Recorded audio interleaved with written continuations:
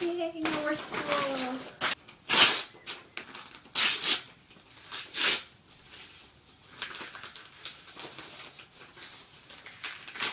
Let's finish my exam! Woo!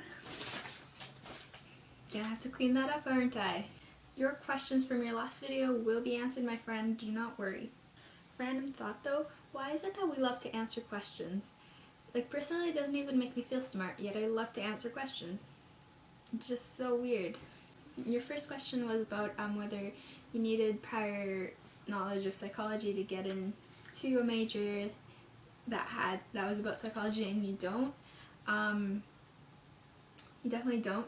And your question about why we have to take classes that don't relate to psychology is, well, this is the way it works for UBC at least. In first year, you're not really part of any specialization, aka major, but you're part of just a general science students faculty, and you have to take the same courses as basically every other science student, which are the basic like chemistry and bio and math.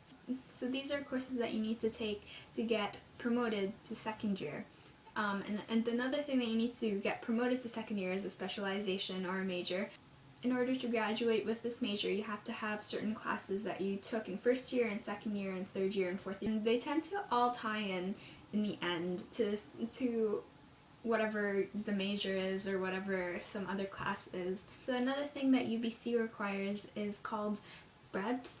And it's basically just you have to have a number of courses that aren't part of your specialty or your faculty.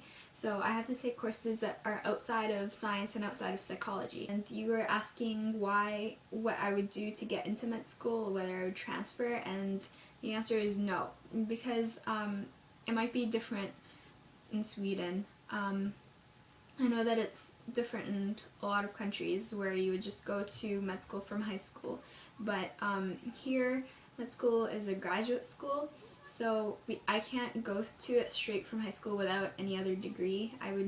That's why I'm taking a Bachelor of Science. So basically I'll end up having a second degree, and I'll end up spending twice as long in school, and that's always good, isn't it? For your next question, you asked for advice about which I think you should choose or how you should choose it, and I don't know, I can't make that decision for you. I wouldn't even be able to guess which one you would like more, but I can kind of give you my thought process when I chose what I chose. I thought most about the job that I was going to take after I finished studying.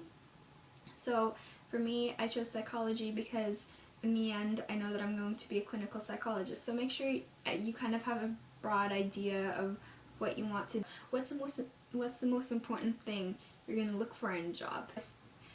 Like for me, I chose psychology because I want to be a clinical psychologist, because not only will I enjoy learning about psychology, but I also will enjoy practicing it. It's absolutely possible to think that maybe one day I'll get tired of listening to people tell their problems, but I don't see that day kind of happening, because I find it really fascinating to hear about other people's lives and people that I wouldn't under any other circumstance meet. Another thing that I like is that it keeps me in my comfort zone. So that's something you might want to think about, whether it keeps you in your comfort zone, whether you want it to, or whether you don't want it to. I think that being a clinical psychologist would keep me in my comfort zone, because I wouldn't have to deal with so many people at the same time, which as an introvert, it's not really my thing. It would be really tiring for me, but at the same time, it also lets me make personal connections with people that like I said, I wouldn't really know under any other circumstances. So yeah, that's kind of why I chose psychology, and some things that you might want to think about. Alright, bye!